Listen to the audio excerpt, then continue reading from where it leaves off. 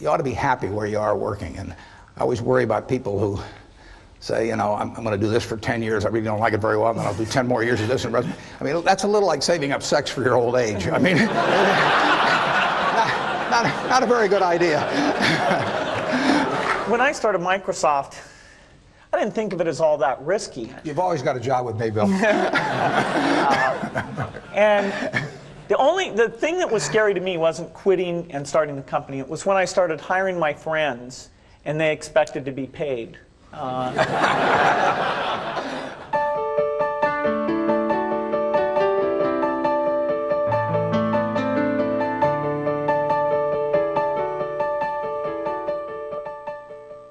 Buffett and Gates on Success was made possible by the Floyd and Dolores Jones Foundation, supporting efforts to enhance public education and a better understanding of business and investing in the American economy.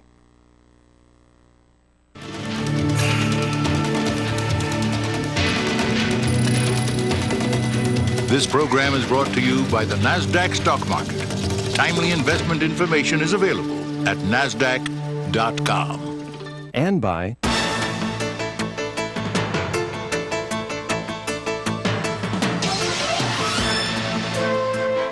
the New York Stock Exchange. The world puts its stock in us. Each spring in Omaha, Nebraska, thousands of investors gather from around the world. How long does it take to get over here from Paris, France? 10 hours. For Sweden? Roughly, it's a day flight. A lot of people. It reminds me of New York, a lot of people. They come for the annual shareholders meeting of an investment company, Berkshire Hathaway. Many come just for a chance to meet Berkshire's legendary chairman, Warren Buffett. Obviously, when the stock goes up a lot, it creates interest. And we've got... During the past 4 decades, Buffett's uncanny success in picking stocks has made big money for Berkshire shareholders, including Buffett himself. His net worth is estimated at more than $30 billion. One highlight of the annual meeting is Berkshire Hathaway Day at an Omaha Royals baseball game. Buffett throws out the first pitch. Books analyzing Buffett's investment philosophy have acclaimed him the world's greatest investor. But he's made his fortune in companies well known to all. Companies such as Coca-Cola, Gillette, and Dairy Queen. He avoids anything high-tech. So how long have you been using the computer? Yet one of Buffett's good friends is Bill Gates. Microsoft's co-founder and CEO is 26 years younger. His enormous success has come from a technological revolution that he has done much to pioneer and popularize. Gates started Microsoft with his high school friend Paul Allen when Gates was still in his teens. Their investment, $1,500. Ski jumping. The ski jumping, that's pretty exciting, isn't it? Today, Microsoft's annual sales exceed $14 billion. It is the world's leading developer of software for the personal computer. And Gates is the PC's globe-trotting evangelist, celebrating its many benefits. Am I going to have time to get everybody? Okay. Success has made Bill Gates the world's wealthiest and perhaps most famous entrepreneur. It also has made Microsoft a target of controversy. The popularity of its Windows software has brought legal challenges from government antitrust regulators. They've tried to limit Microsoft's expansion into new fields, such as the Internet. Bill Gates and Warren Buffett share a restless curiosity and fascination with the future. Together in the spring of 1998, they came to the campus of the University of Washington in Seattle. They came to share their experience and their combined wisdom in conversation with students from the university's business school. Young people overflowed the Student Union Auditorium for an extraordinary conversation with two of the most successful business leaders of our time. So please join me in giving a University of Washington Business School welcome to Bill Gates and to Warren Buffett.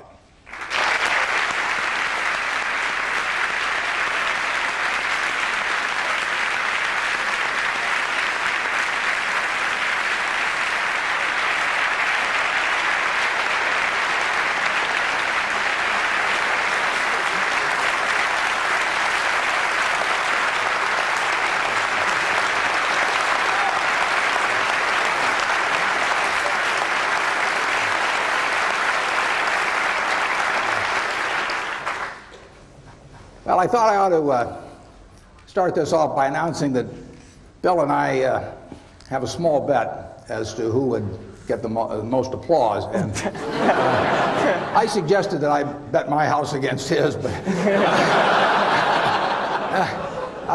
we settled on a small sum, but evidently it isn't so small to Bill because just before we came out, he gave me this Nebraska Cornhusker shirt to wear, and he puts on this purple shirt. We're going to answer your questions. Whatever you want to talk about is fine, and we don't want any softballs. And I thought by wearing this Cornhusker shirt that I could guarantee hardballs right in my head. When we went to the game last year, about halfway through the first quarter, Bill said, "What's that big N stand for on those guys of yours?" I said, "Bill," I said, "what the hell?" I said, "It's knowledge." We all agree on that in Nebraska. Well, they've asked us to start out talking with the two of us on one question, but then it's going to be your questions, and we're going to just have you line up behind the microphones, and we'll go back and forth. They did ask that we might start off with talking about sort of what got us here, and it's pretty simple in my case. It's not IQ. I'm sure you'll all be glad to hear that. But everybody in this room has more IQ than they need to do my job. The big thing is rationality. And in other words, you know, I always look at IQ and talent as sort of representing the horsepower of the motor. But then in terms of the output, the efficiency with which the motor works, that depends on rationality, because a lot of people start out with 400 horsepower motors and get 100 horsepower of output, and it's way better to have a 200 horsepower motor and get it all into output. And so why do smart people do things that interfere with really getting the output they're entitled to? And it gets into habits, into character, into temperament, and it really gets into behaving in a rational manner. And not getting in your own way. As I say, everybody here has the ability absolutely to do anything I do and much beyond. And some of you will, and some of you won't. But it will. The ones that won't, it will be because you get in your own way. It won't because the world doesn't allow you to. It will be because you don't allow yourself to. So I have one little suggestion for you. Pick out the person in the class that you admire the most, and then write down why you admire them. Put down a list of qualities. You're not to name yourself in this. And then put down the one that frankly you could stand the least in the whole group, and put down the qualities that turn you off in that person. And look at that list, and you won't find it's a bunch of things like throwing a football 70 yards or anything of the sort. The qualities of the first one that you admire are qualities that you, with a little practice, can make your own, and which, if practiced, will become habit forming.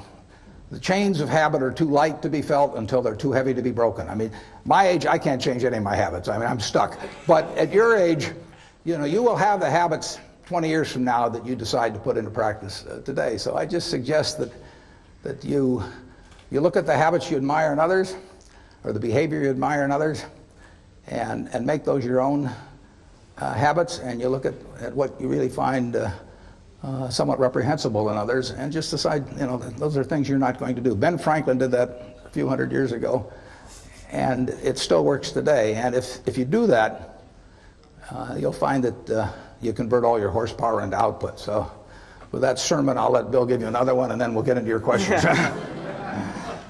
Well, I think Warren's absolutely right about habit. I was lucky enough when I was quite young to have an exposure to computers, which were very expensive and kind of limited in what they could do, but still fascinating. And some friends and I really talked about that and decided that they would change because of a miracle technology of chips into something that everybody could take advantage of. And we really thought writing software was a neat thing. We hired our friends who wrote software. We thought about what the potentials were and really didn't see any limit. And so that vision of getting our friends together, getting them to work as a team, really seeing what kind of tool this could be, a tool of what we talked about as the information age, where the key thing is magnifying your brain power instead of just your muscle power. And by pursuing that with a pretty incredible focus and being there at the very beginning of the industry, we were able to build a company that has played a very central role in what's been a pretty big revolution. Now, fortunately, the revolution is still at the beginning. It was 23 years ago when we started the company, but there's no doubt that taking the habits we formed and sticking with those, which would be hard to change, the next 23 years are going to give us a lot more potential and maybe even get us pretty close to that original vision, which was a computer on every desk and in every home. And that's a fun thing to be involved with. Okay, fire away. I was wondering how you define success personally. Well, I can certainly define happiness because that's what I am. I mean, and if that I mean, I get to do what I like to do every single day of the year, and I get to do it with people I like. And I don't have to associate with anybody causes my stomach to churn. The only thing in my job I don't like, and this only happens about every 3 or 4 years, occasionally I have to fire somebody, and I don't like. That's the only thing. Other than I tap dance to work, and I get down there, and I think I'm supposed to lie on my back and paint the ceiling, or something like Michelangelo. I mean, that's the way I feel, and it doesn't diminish. It's tremendous fun. So, if they say that success is getting what you want and happiness is wanting what you get. Well, I don't know which one applies in this case, but I do know that I wouldn't be doing anything else. I mean, I do advise you, when you go out to work, go to work for an organization that you admire, people you admire, because it'll turn you on, and you ought to be happy where you are working. And I always worry about people who say, I'm going to do this for 10 years. I really don't like it very well, and then I'll do 10 more years of this. I mean, that's a little like saving up sex for your old age. I mean, not a very good idea. So get right in. You would recommend that. Get right into what you enjoy, and you'll be successful at it. You really will. I mean, you won't be able to miss. And that's. I don't regard what I do as the most important thing in the world at all, but it's right for me. I mean, I happen to be wired in a certain way that what I do works in this. If I had to do what Bill does, I mean, it lasts about 10 minutes.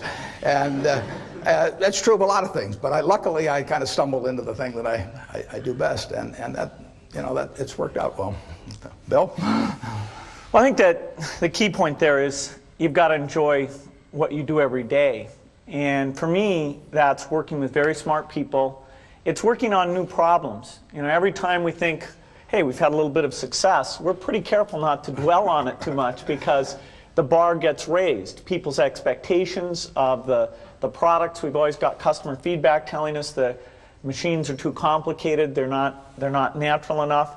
And the competition, the breakthroughs, the research make the field I'm in, I think, the most exciting field there is. There's some other good fields. Biotechnology is a good field because it's changing the world of medicine and health. But the computer industry, in particular software, I think is the most exciting, and I think I have the best job in that business. Don't you think Dairy Queen is more important to the country? You can manage Dairy Queen. Yeah. I'll go and buy the dilly bars. Yeah, I'm counting on it. We'll raise the price when you come. Okay. You don't want to get in. I have turned down business deals that were otherwise decent deals because I didn't like the people that I would have to work with. I didn't see any sense pretending it. And to get involved with people that really cause your stomach to churn. I say it's a lot like marrying for money. That it's probably a bad idea under any circumstances, but it's absolutely crazy if you're already rich, right?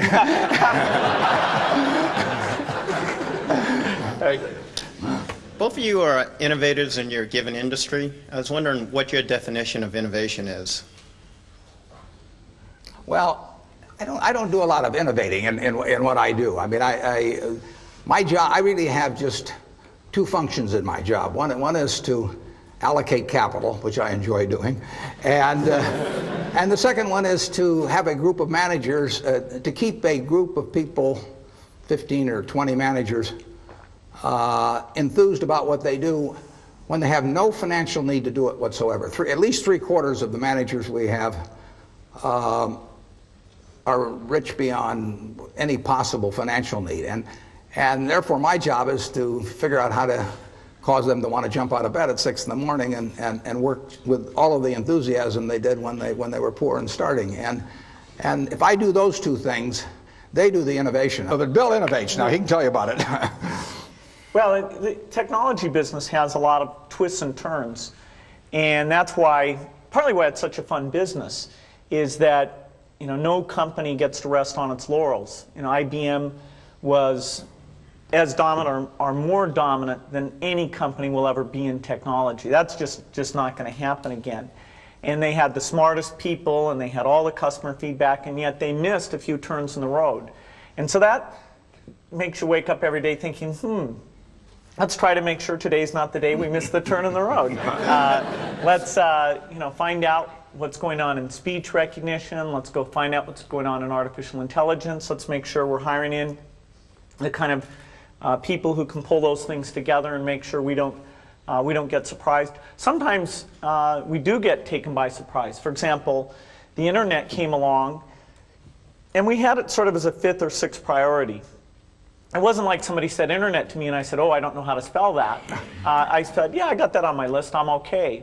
But there came a point where we realized it was happening faster, and it was a much deeper phenomena than it had been recognized in our strategy. And so that was a case where, as an act of leadership, I had to create a sense of crisis and have a couple months where we all just threw ideas and sent electronic mail around, went on a bunch of retreats, and then eventually coalesced around a few ideas where we said, okay, here's what we're going to do, here's how we're going to measure ourselves internally, and here's what the world should think. Here's what we're going to tell them about what we're going to do.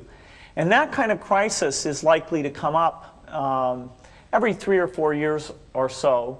Next time it comes up, remember Yogi Berra, Bill. When you reach a fork in the road, take it. Growing up, who were your biggest role models, and what kind of a role did they play in your success?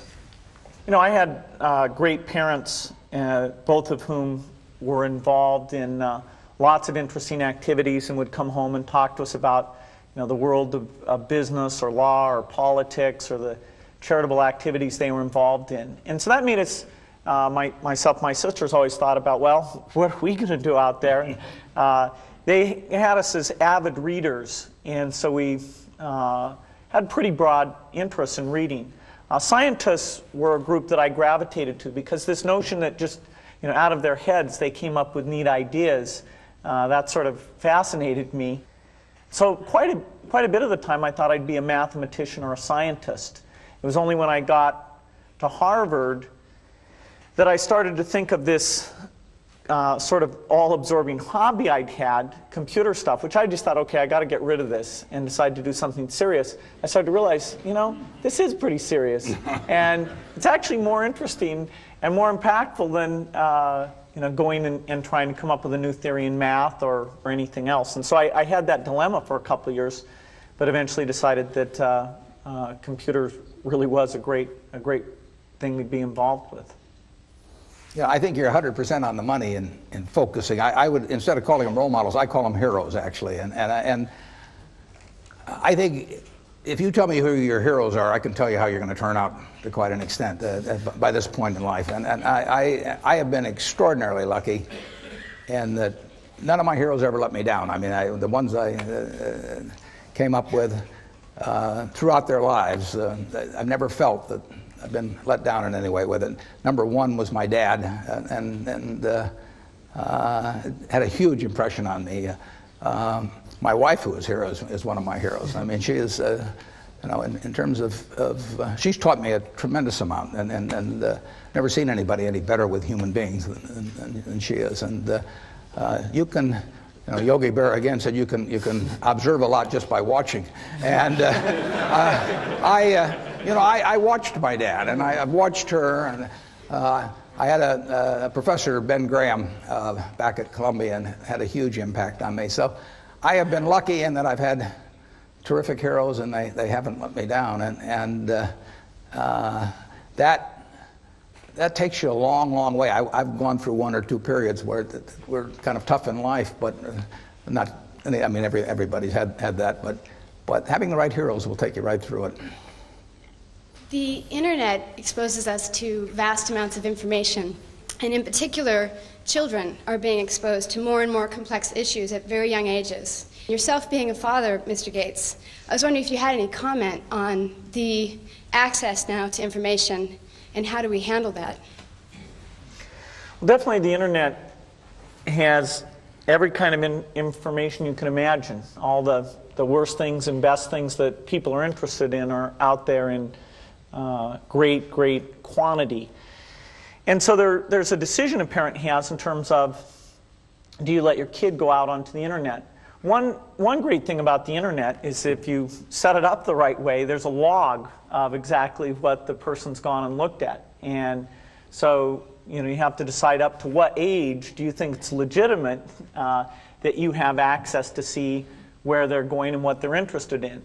And personally, I'd rather see what my kid is interested in and talk to them about it than try and block altogether them ever learning anything about it. Because someday in their life, whether it's a magazine or a friend or a terminal that I don't control, if they're curious about something, they're going to find out about it. And my theory is not that my child will be okay as long as they don't hear about things. You want to have the full experience, and but I think on the whole, the fact that a kid has this tool to be curious about all these topics, that's got to be a fantastic thing. I can't improve on that. But I just got to the age where Bill lets me watch the internet alone. So I've been trying. That's a good story. I've been trying to evangelize personal computers to Warren ever since we met, which is over about 7 years ago now. And it was amazing. I talked about stock quotes and spreadsheets and all these things. And in the end, it wasn't my talking at all that got him on. It was the ability to play bridge with his friends. And, now he's incredible. He's an addict. Yeah. Do you feel that technology has made businesses more efficient to the point where you can pay more for them? Well, I'm sure technology has made them more efficient, and if I thought otherwise, I'd be afraid to say so with Bill sitting next to me. But a lot of things in business, including maybe much of technology, really has the same effect as if you went to a parade and the band started coming down the street, and all of a sudden you stood up on tiptoe. I mean, in another 30 seconds, everybody would be on tiptoe. It'd be hell on your legs, and you wouldn't be seeing any better. And there is that aspect to business, that there's a self-neutralizing aspect. Now, Bill, tell them how much technology you'll make for them. No, I think there's definitely a lift, a one-time lift, where you go from not using technology well to using it well, particularly if U.S. companies are doing that better than their competitors outside the United States. And so you get all this ability to communicate, and so you get global scale in a lot of businesses that wouldn't have had it before. If you look at the really big earners in that, who are generating this 20% return on equity, a lot of them are companies like Coke or Microsoft or Boeing or GE, which are going to that worldwide marketplace. And I know every one of those has been helped by technology. But that cannot explain why 10 years from now they'd be getting that type of return on equity. There's something almost certainly ephemeral about current conditions. Capitalism tends to be self-neutralizing in terms of improvements, but that's marvelous, because it means we've got better everything than we would have otherwise. But the real trick is to stand up on tiptoe and not have anyone notice it. I mean, if you can do that, then you do very well. Yeah. Bill, Warren, the world is becoming a much smaller place, both in technology and in finance. How do you see yourselves as businessmen taking your businesses globally, and how do you view that individually as a person? Well, I've got an easier answer, so I'll let Bill think while I give the easy answer. We don't do it directly. I mean, our two largest commitments are Coke and Gillette, and Coke has 80% of their earnings coming from abroad, and it'll be larger in the future. Gillette has 2/3 of their earnings coming from abroad, and that'll be larger in the future. So they are participating in a worldwide improvement in living, and they'll continue to participate. So we do it by piggybacking them, and I can sit in Omaha, and let Doug Ivester at Coke fly all over the world and do a tremendous job doing it. Bill has to get out there and do it for Microsoft, and I'll let him tell you how. One great thing about our business is it is global. That what do you need in a spreadsheet? About the same thing in Korea and Egypt as you need in the United States. And the PC standard is a global standard. We have to do some adaptation for the local languages, and that's a fun part of our business, understanding bidirectional languages and the large alphabets that you have in Chinese, Japanese, and Korean.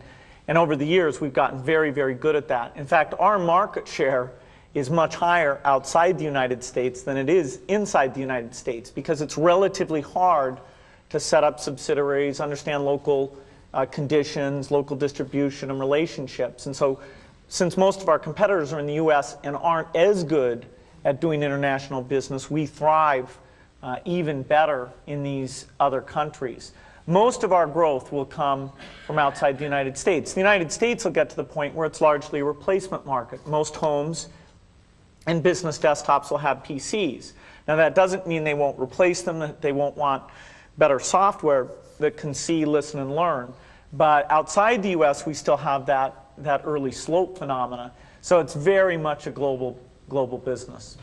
When you think about it, many of you are probably too young to remember with clarity. Anyway, 15 years ago, this country almost had an inferiority complex about its ability to compete in the world. And with software and the whole development of the computer, now the rest of the world is looking to us, and Bill has played a big part in that. I mean, he has contributed in a major way to a change in our attitude about this country and the world's attitude about this country.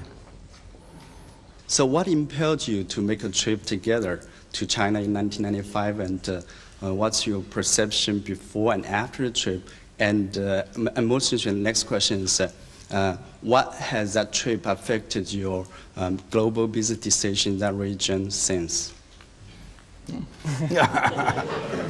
Well, we went to China for a lot of reasons, partly to relax and have fun. We found a few McDonald's there, just so we didn't feel too away from home.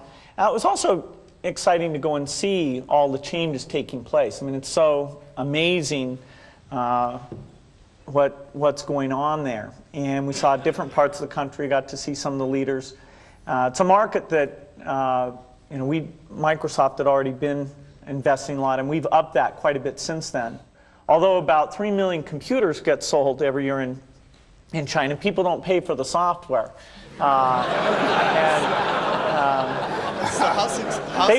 They will, though. It's sort of as long as they're going to steal it, we want them to steal ours. They sort of get addicted, and then we somehow figure out how to collect sometime in the next decade. So it's a great place to be involved in, and it was a lot of fun, which was, I guess, the key goal. My family was amazed I went. I'd never traveled more than maybe the outer reaches of the county in Nebraska, and I just went and had a terrific time, and also confirmed my feeling that there were going to be a lot of Coca-Cola sold there in the future.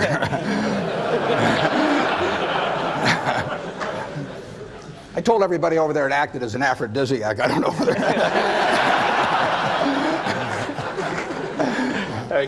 As two of the most successful business people in the country, what role do you see for yourselves in giving back to your respective communities?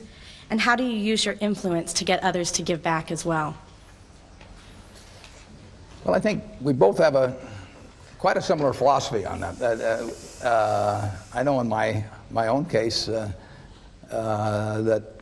99% plus will go back to society, and that'll actually count everything that my family and I have lived on during our entire lifetimes. But just because we've been treated extraordinarily well by society. You know, I'm lucky. Bill said if I was born a long time ago, I'd have been some animal's lunch. You know, I mean, I don't run very fast. You know, but I'm wired in a particular way that in a market economy, big capitalist economy, lots of action. I'm well adapted for that. I'm not adapted for pro football. I'm not adapted for violin playing. I happen to be in something that pays off huge in this society. And basically, I get the fun of playing around with that while I live, but it will all go back to society, and I think it'd be wrong to be otherwise, frankly. If I'd been dropped down in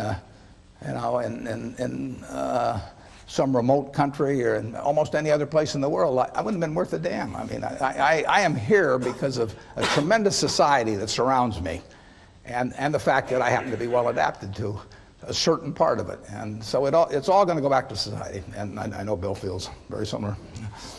No, I think that's a great philosophy, not to mention the fact that passing along lots of money can be a bad thing for the people who receive it. They might not think so at times, but no, I've never put it to a vote.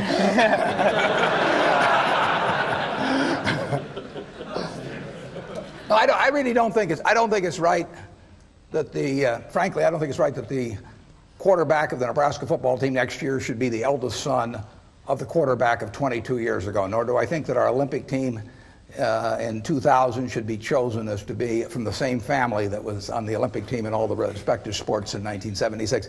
I mean, we believe in the meritocracy when it comes to athletics and all kinds of things. Now, why not have a meritocracy in terms of what you go out into the world with in terms of the productive goods? Let the resources flow to those who use them best. But then I think they ought to give it back to society primarily when they get through. I do not believe in a divine right of the womb. I mean, I do not think that that if you select the right womb that you're entitled to do nothing the rest of your life. It doesn't make any sense.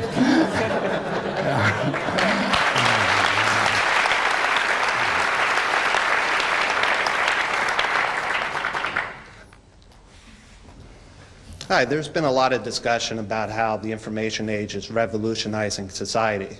And I would like to get your opinion about which countries and industries and companies are best prepared to take advantage of these changes and what factors would account best for their success. Maybe I'll start with that.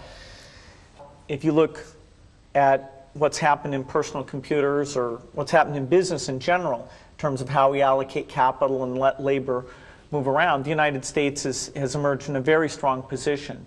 And so the first beneficiary of all this information technology will be the United States. There are a few other areas like Singapore, Hong Kong, the Scandinavian countries, where they're adopting the technology at basically the same rate that we are. There's a few countries that even relative to their level of income are going after the technology because they believe so much in education. In Korea and many parts of China, we see incredible penetration of personal computers, even at very low income levels, because they basically decided it's a tool to help their kids have access to information and to get ahead. The whole world is going to benefit in a big way. You know, there'll be this shift where instead of your income level mainly being derived by what country you're in, it'll be derived by what your education level is. So today, a PhD in India doesn't make nearly as much as a PhD in the United States. Well, as you get the internet allowing services and advice to be transported as efficiently as goods are being transported through shipping and all those things, then you'll get essentially an open market bidding for that engineer in India versus the engineer here in the United States. And that benefits everyone because you're taking better advantage of those resources and people are better off. So the developed countries will get the early benefit from these things. In the long run, the people who are lucky enough to get a good education in developing countries will actually get an absolute, the biggest boost from all these things that go on. I didn't get it at first, but it's huge, and it will change the world, the technological revolution, in dramatic ways and quickly. Ironically, our approach to that is just the opposite of Bill's, but that his is the right one for the world. Ours is the right one for me. I look for businesses where I think I can see what they're going to look like in 10 or 15 or 20 years. We don't own any, but if you take Wrigley's chewing gum, I don't think the internet's going to affect how people chew gum. You know, and Bill probably does. I mean, but I don't think it's going to affect the fact that Coke will be the drink of preference and will gain in per capita consumption around the world. I don't think it'll change whether people shave or how they shave, or the fact that they like a better shaving system, as the Mach 3 is going to be very shortly, I might add.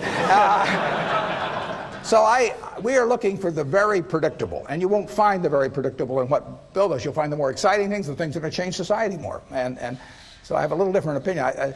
As a member of society, I applaud what he's doing, and as an investor, I keep a wary eye on it. And that's. You know, it's a different approach to investing. Most people think of that all as opportunity, and it has been opportunity. Every internet stock has gone crazy here in recent months, but I don't know how to look at one or the other and tell the winners. Yeah, this is an area I agree strongly with Warren on.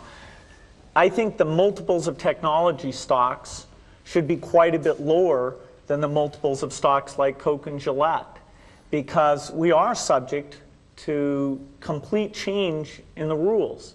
You know, I know very well that in the next 10 years, if Microsoft's still a leader, there will have been at least three crises that we will have had to really prove our excellence in. I accidentally once, when we were on a panel with the CEO of Coke, I said something like, I couldn't run my business when I get to be 60 because it's such a hard business, not like Coke. And I offended him without meaning to. You won't offend me. I want to be in a business I can run when I'm 100 because I plan to do it. I'm going to retire about 5 years after I die. Maybe. Starting a new company is very risky. How do you determine when is the best opportunity to start a new company, and how can you get people to support you? Well, when I started Microsoft, I didn't think of it as all that risky. I mean, I was so excited about what we were doing. It's true I could have gone bankrupt, but you know, I had a set of skills that were highly employable, and in fact, my parents were still willing to let me go back to Harvard and finish my education if I wanted to. You've always got a job with me, Bill. And the thing that was scary to me wasn't quitting and starting the company. It was when I started hiring my friends and they expected to be paid. And then we had customers who went bankrupt, customers that I'd counted on to come through.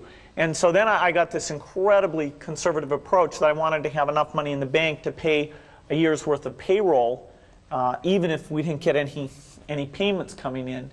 And you know, I'm almost true to that the whole time. We have about $10 billion now, which is pretty much enough for the next year. Anyway, you know, if you're going to start a company, it takes so much energy that it better overcome your feeling of risk. I don't think that you necessarily, if you're going to start a company, should do it at the start of your career. I think there's a lot to be said for working for a company, learning how they do things. You know, if you're young, it's hard to go lease premises. They made that hard for me. You couldn't rent a car when you were under 25 at the time, so I was always taking taxis to go see customers. And the people would, people would say, well, we're going to go have a discussion in the bar. Well, I couldn't go to the bar.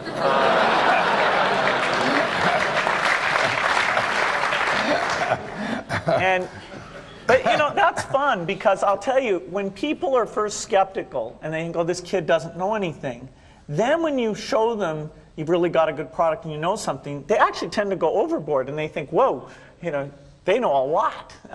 Let's really do an incredible amount with these people. So our youth, at least in this country, was a huge asset for us once we reached a certain threshold. It is hard. It's hard to hire older people because they'll be a little bit conservative about whether they should come and take the risk. And it took 3 or 4 years before we could go out into the normal sort of employment pool. But those problems that come with starting a firm, you better think of those as part of the pleasure, part of the challenge that is part of the excitement. I was curious what each of you felt was the best business decision you'd made throughout your career. The best what? Business decision. I think just jumping in the pool, basically. I mean, I've always enjoyed what I've done, and a few things have worked out very well. And the nice thing about the investment business is that you don't need very many. But you'll see plenty of times when you get chances to do things that just shout at you. And the thing you have to do is when that happens, you have to take a big swing. I mean, that is no time to be reading a book on the theory of diversification. I mean, that is the time to put very significant. When you find something where you know the business, it's within your circle of competence, you understand it, the price is right, the people are right, then you take your thumb out of your mouth and you barrel in. We were talking at breakfast this morning about of all Warren's investments decisions, which was the worst decision? Which it's amazing, and they're tough to find because he's the track record's unbelievable. But we, I think, decided that by some metric, buying the company that his company is named after was probably the worst investment decision. That's true. I mean, we went into a terrible business because it was cheap, and it's what I refer to as the used cigar butt approach to investing. You know, that you see the cigar butt down there, it's soggy, it's terrible, but there is one puff in it and it's free. And that's what Berkshire was when we bought it. I mean, it was selling below working capital. Actually, buying Berkshire Hathaway, buying control of it, was probably the biggest single bad decision that I've made. And then I made all kinds of decisions that have cost us billions of dollars, but they've been mistakes of omission rather than commission. I mean, there were businesses that we knew enough to buy a lot of.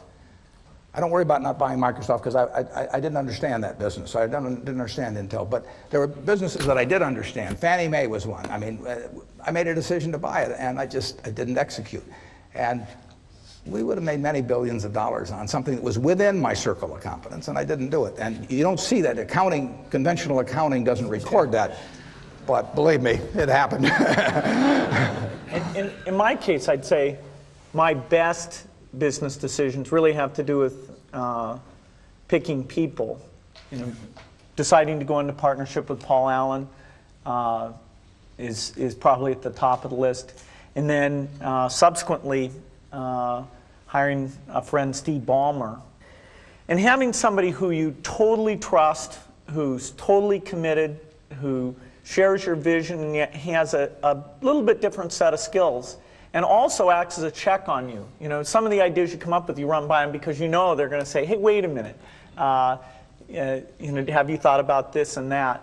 And just, the benefit of sparking off of somebody who's got that kind of brilliance, it's not only made it fun, but it's really led to a lot of success. So picking a partner is crucial. Yeah, and I've had a partner like that, Charlie Munger, for a lot of years, and it does for me exactly what Bill was talking about. Charlie, and so you have to calibrate with Charlie, though, because Charlie says everything I do is dumb, but if he says it's really dumb, then I know it is. But if he just says it's dumb, I take that as an affirmative vote. Go ahead. If you can change one thing in your life, what would it be and why? My age. I never look back. I just don't. I don't worry about anything. I mean, so I consider myself unbelievably lucky. So the idea of saying I could have even been a little luckier if this or that had happened, I could have been a lot better looking, or I could have been a better athlete, or all that stuff. But so what? You play the hand you get. you play it as well as you can, and you're thankful if you're lucky enough. The odds were, when I was born, the odds were over 50 to 1 against me being born in the United States. I mean, I had a 2% probability, you know. Well, if I'd known that, I might have given up and not come out. I mean, but here it was, you know. I was lucky enough to be born here, and I was lucky enough to have two terrific parents, and they raised the three kids in a way that helped me enormously in life. So, I mean, when you got all that going for, I just don't think you look back and think about anything that could be changed better. I'm thankful. Isn't there at least one bridge hand you would have played differently? Well, I have a partner who says I should have played every bridge hand differently. I asked her one time, I said, how should I have played that hand? And she said, under an assumed name.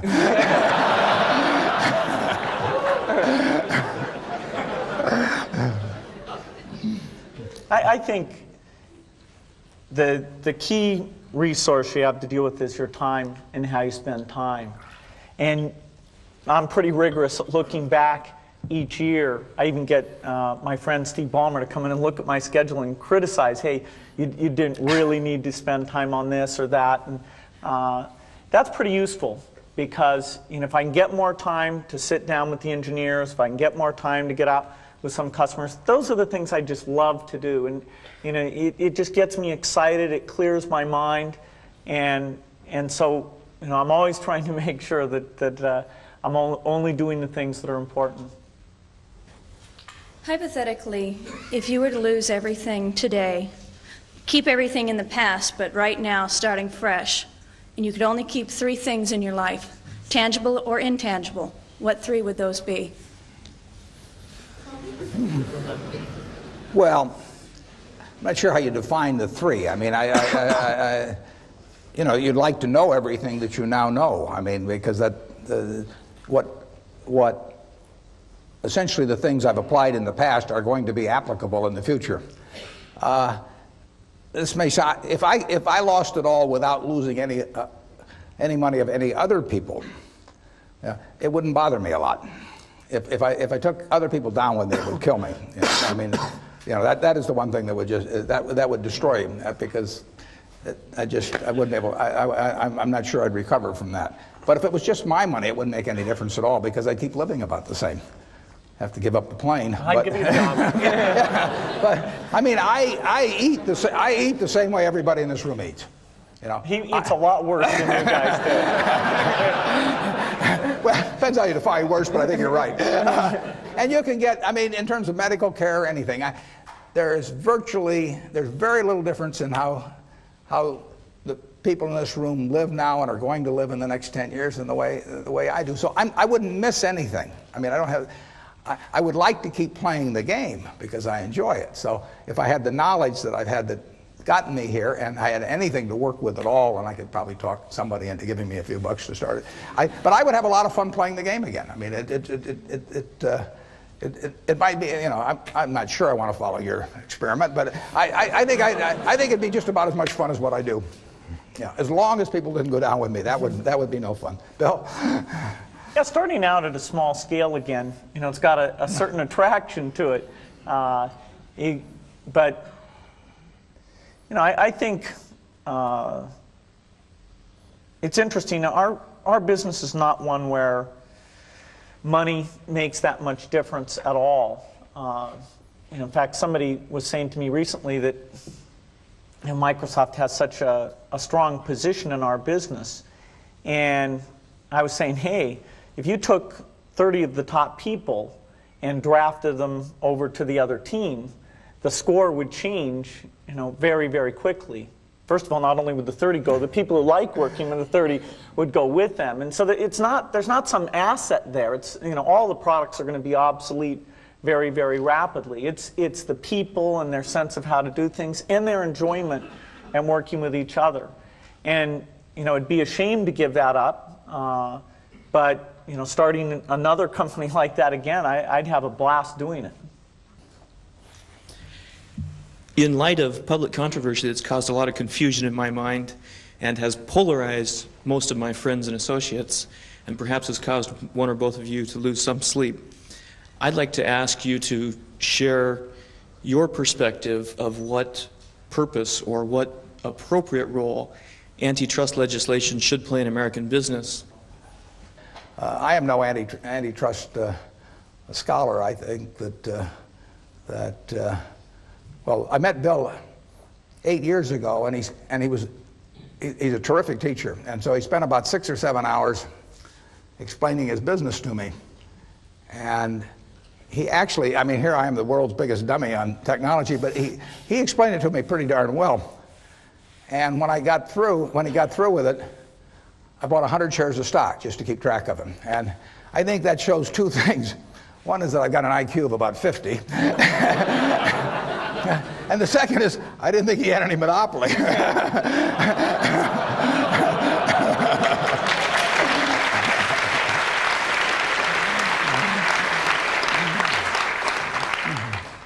Well, the key goal of competition law is to protect consumers and to make sure that new products get created and that those products are very innovative.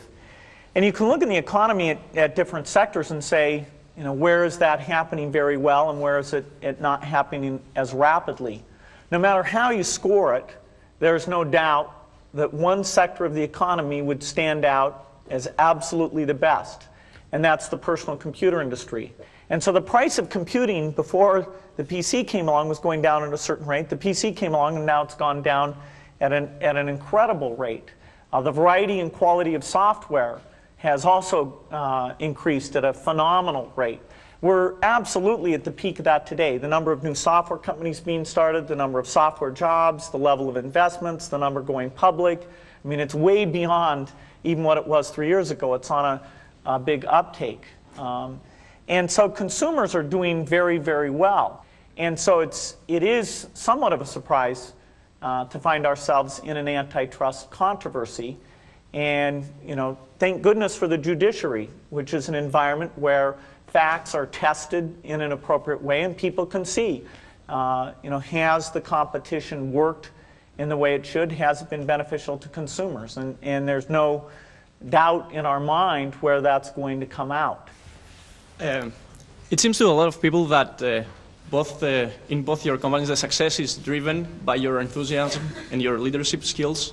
How do you see your organizations in the post-Buffett and post-Gates era, and how do you prepare your companies for that period?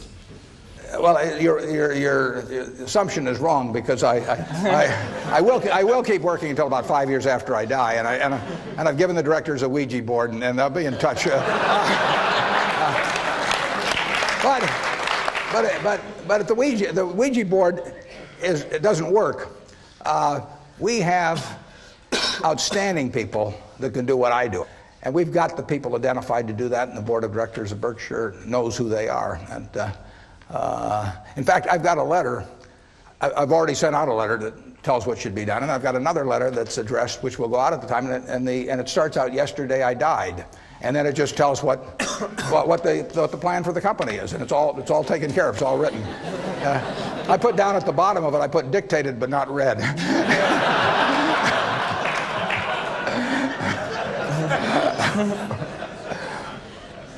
Yeah, my attitude is a lot like Warren's. I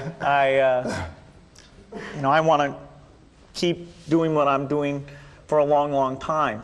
I think probably a decade from now or so, even though I'll still want to be totally involved with Microsoft because it's my career, I will pick somebody else to be CEO. And see some hands in the audience. That's a big transition for a company. You know, sometimes you find somebody who does better, and sometimes you don't. And no, I actually am interested in people who want the job. It's got some fun parts to it.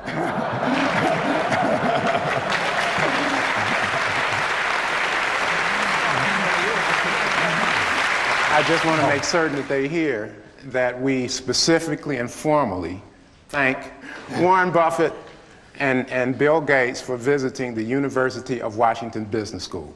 And please show them your appreciation as I show them out of the auditorium. Thanks again.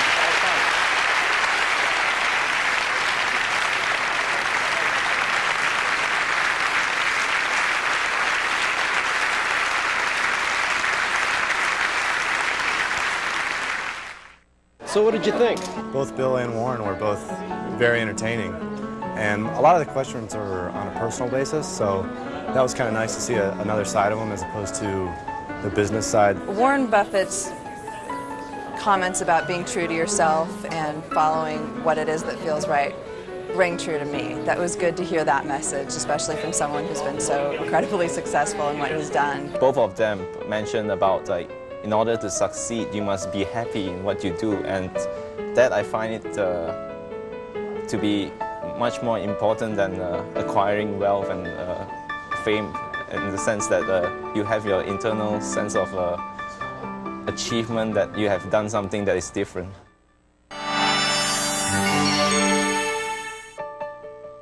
Buffett and Gates on Success was made possible by the Floyd and Dolores Jones Foundation, supporting efforts to enhance public education and a better understanding of business and investing in the American economy.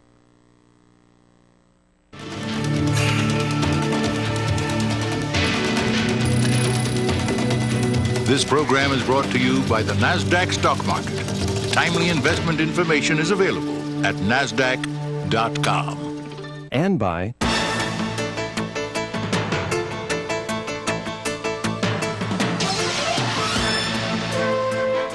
the New York Stock Exchange. The world puts its stock in us. To order video cassettes and the transcript of Buffett and Gates on Success, please call KCTS at 1-800-937-5387.